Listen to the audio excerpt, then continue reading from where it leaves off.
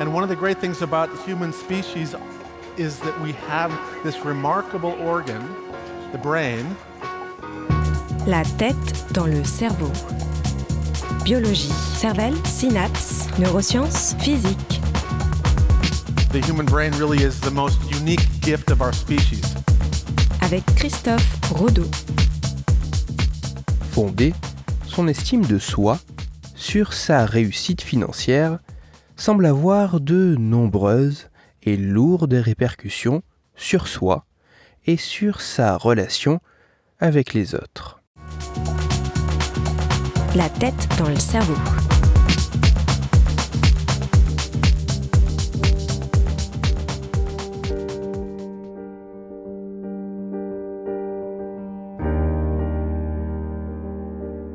L'estime de soi peut se définir comme l'évaluation subjective que fait un individu de sa propre valeur.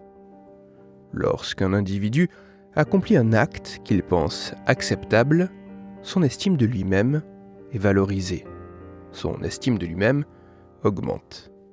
Par contre, lorsqu'il évalue ses actions comme étant en opposition à ses valeurs, son estime de lui-même diminue. L'estime de soi est donc, par nature, fluctuante, car elle résulte des actions que l'individu accomplit.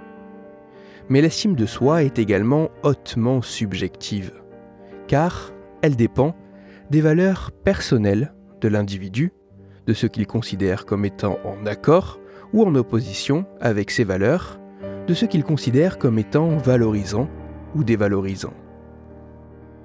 L'estime de soi est donc, par nature, fluctuante, car elle résulte des actions que l'individu accomplit. Mais l'estime de soi est également hautement subjective, car elle dépend des valeurs personnelles de l'individu, de ce qu'il considère comme étant en accord ou en opposition avec ses valeurs, de ce qu'il considère comme étant valorisant ou dévalorisant. Parmi toutes les valeurs personnelles possibles, certains individus fondent leur estime d'eux-mêmes sur leur réussite financière. Mais faire cela, bâtir son estime de soi sur sa réussite financière, a-t-il un impact sur soi et les autres ?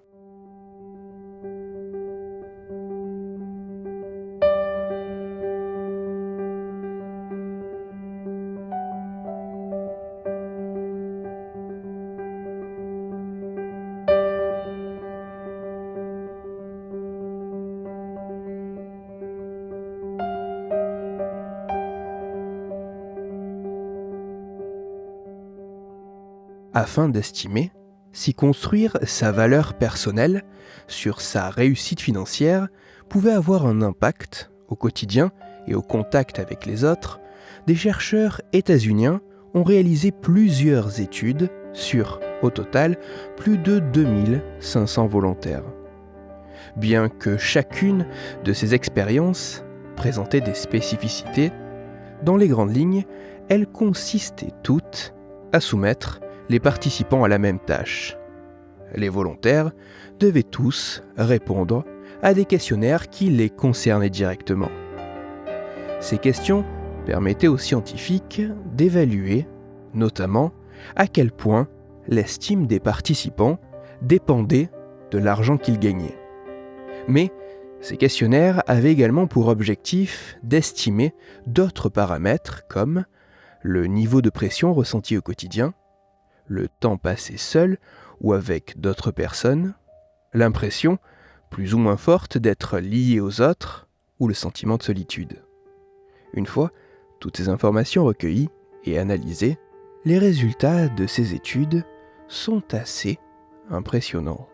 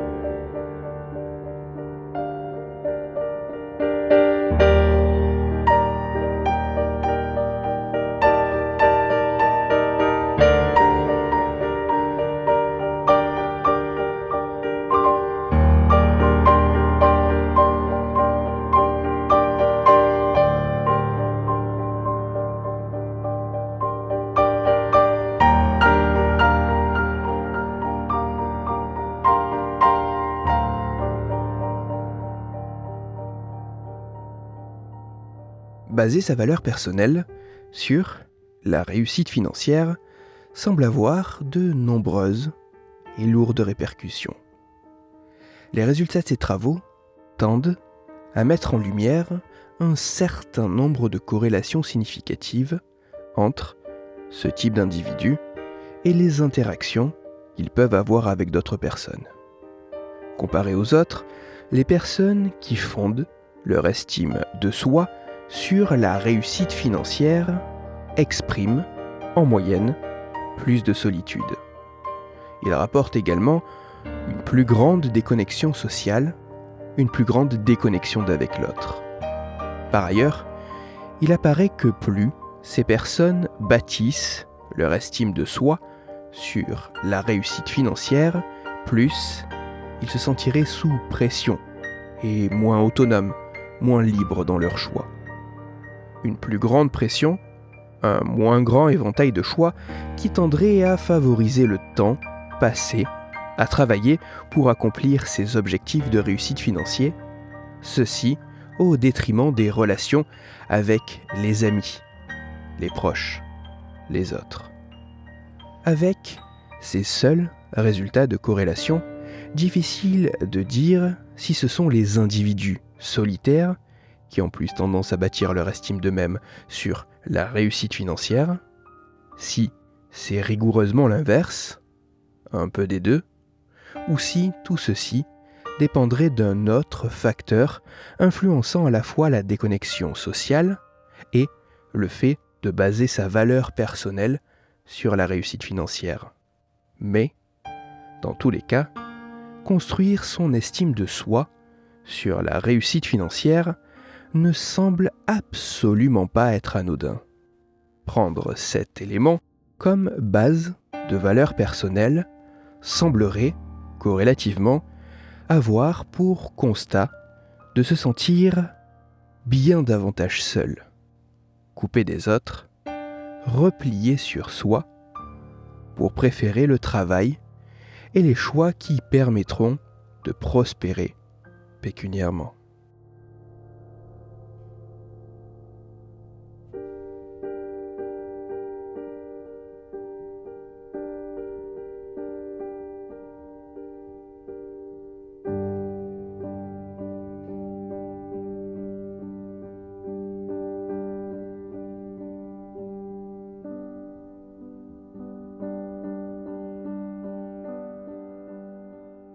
L'estime de soi est une construction complexe, à la fois fluctuante et personnelle. Elle repose sur nos actions et nos valeurs. Lorsque cette estime de soi se base, se nourrit de notre capacité à réussir financièrement, cela aurait de nombreuses et importantes répercussions, mettant de la distance entre nous et les autres, poussant à adopter des comportements de repli et de distanciation sociale. Nécessité, finalité, plus que de ne pas faire le bonheur, dans certaines circonstances, l'argent pourrait également être esselant.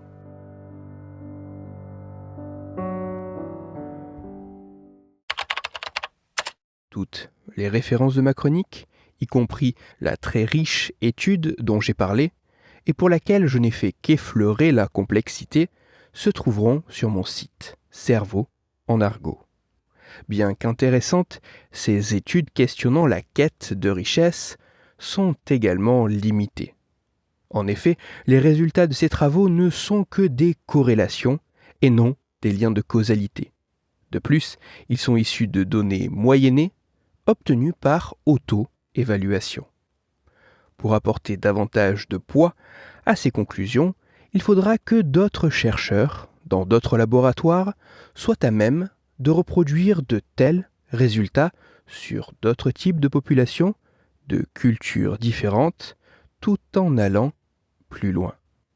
Pour approfondir la chronique d'aujourd'hui, je vous renvoie vers un article en anglais disponible gratuitement sur Internet qui revient sur ces travaux et leurs résultats.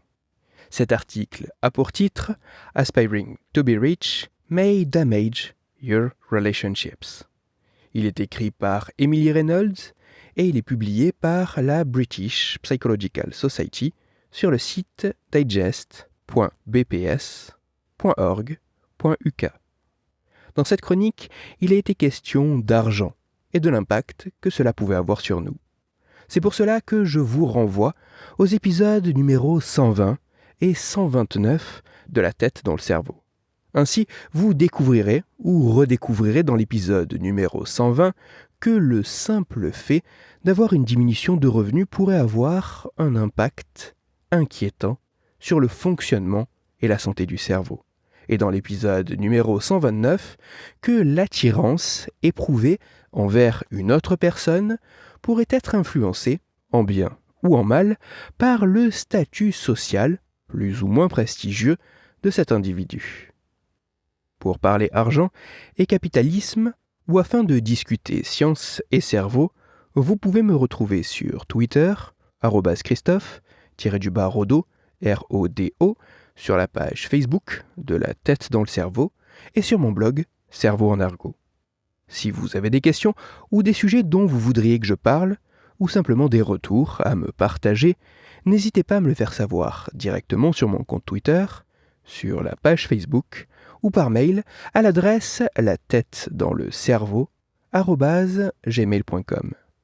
Toutes mes chroniques, y compris celles-ci, sont disponibles en réécoute sur mon podcast La tête dans le cerveau, à retrouver sur SoundCloud, Deezer, Spotify, Google Podcast, iTunes, Apple Podcast et toutes les autres plateformes de podcast. Christophe Rodo. La tête dans le cerveau.